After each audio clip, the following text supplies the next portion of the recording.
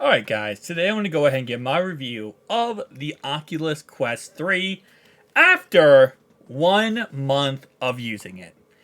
And let me go ahead and fact check myself real fast for something I said with the first review of this headset back after a week of using it. I said the dumb take. You can get up to 6 hours of battery life on this thing. Oh, let me tell you that was incorrect.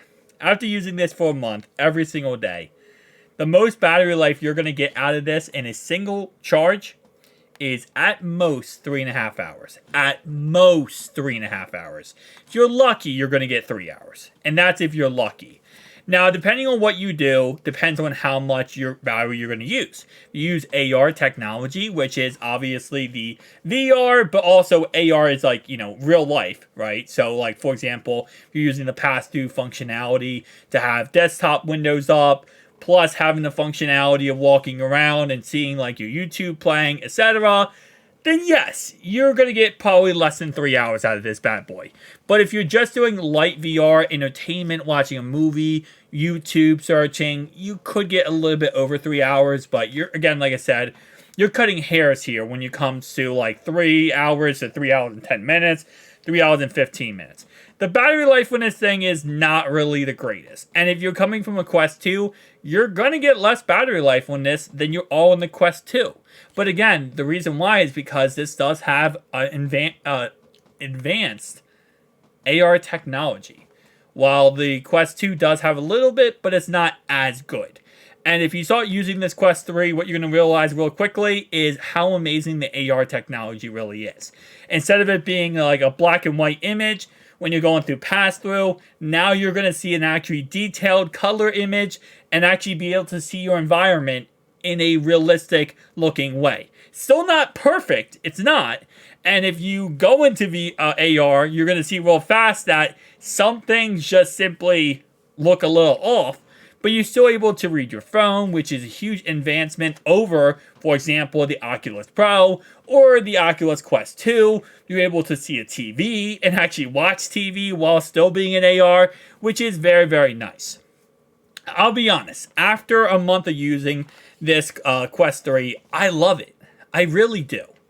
And again, the biggest negative is the battery life. That's really the only negative I can think of right off the plate. Like right off the bat right there, battery life is a problem. Because the point of these headsets, whether this headset, the Quest 2, the Quest 1, whatever, is that you want to be cordless. You want to be tetherless. You don't want to be tethered to a wall, always charging your device.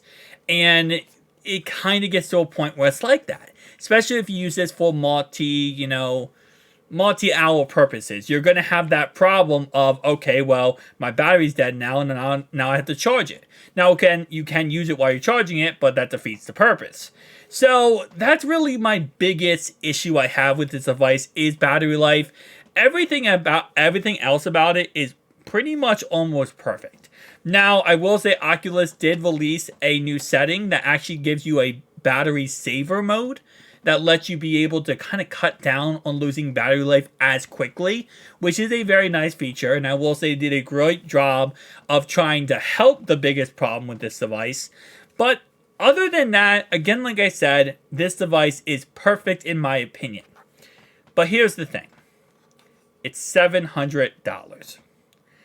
And while yes, I will say over and over again, this device is perfect in every opinion for me, it might not be perfect for you. And at $700, that's a steep asking price to ask of a VR headset.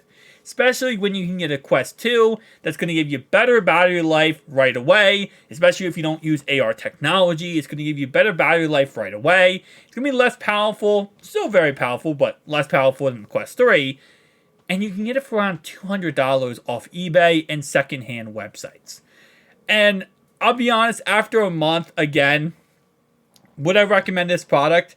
For those who want to take their VR experience to the next level and really get into the VR, like gaming, streaming, stuff like that, I would probably recommend a VR headset that connects to the PC, a PC VR headset. But if you don't have that option and you don't have a great PC, yeah, if you have the money, this is worth the money, in my opinion. Again, though, it really depends on what type of consumer you are and what you're looking for. Because I think that's really what this comes down to is really, who is this made for? This is made for someone who doesn't want to be tethered, who wants the best possible VR experience on the go, but also realizes that they're only going to be able to do it for around 3 hours before problems start happening. So, yeah, it's interesting, right? Because if you have seen my Oculus Pro reviews, I have talked very highly about that product. And I still will talk very highly about that product because it is a great product. And this is also a great product. And really the big negative of this product versus the Oculus Pro is the controllers not being able to just be plugged in and charged from a docking station. Other than that, this, again, product is almost perfect. And I know this is like, well, why are you being negative then? The reason why I'm being negative is because, again, I want to stress this enough. While it is a great product and is amazing, I think you might be better off going with the Oculus Quest 2 at a very much discounted price. That's what I will say. Because I feel like, this is that enhanced Quest 2. This is, if there's a light model and a pro model or something like, like the iPhone 15 and then the iPhone 15 Pro, this is the Pro. The Quest 2 is the 15. And if you actually follow Oculus, they're not discontinuing the Quest 2. They're actually running it right alongside this bad boy right here. Which again, just kind of furthers the point of this is a Quest 2's Pro Edition. It is a Quest 3, but it's a Pro Quest 2. That's what this is. So for those who are looking for that, yeah, this is perfect for you. It's a great product. Again, $700, still a cheap asking price. But for what it is, it's an amazing device. And I will say, when I say it's cheap asking price, what I mean is, it's steep asking price as it is a lot of money, but for what you're getting, it's worth the money, right? And I would recommend investing into a battery bank of some kind. That would definitely help you out a lot. But other than that, again, like I said, I can't recommend this product enough if you are in that category. But if you're not, Quest 2, $200, discounted price, recommend picking that up. It depends on what you want. And I think these reviews, when it comes to these, Meta Quest 3 headsets, it really is important to stress that a lot. Is that, well, yes, for me, this is a perfect device, and I can sit here and tell you, this is good for this, this, and this, and this. And then you hear my review, and then you go out and buy this product, and you're like, wait, this product isn't that good. Because it's good for me and people who are in my demographic of VR consumers. This is what I'm saying. If you fit the other one, go with the Quest 2. 1000%. Tell me down below your thoughts and opinions, though. I'll see you guys next one.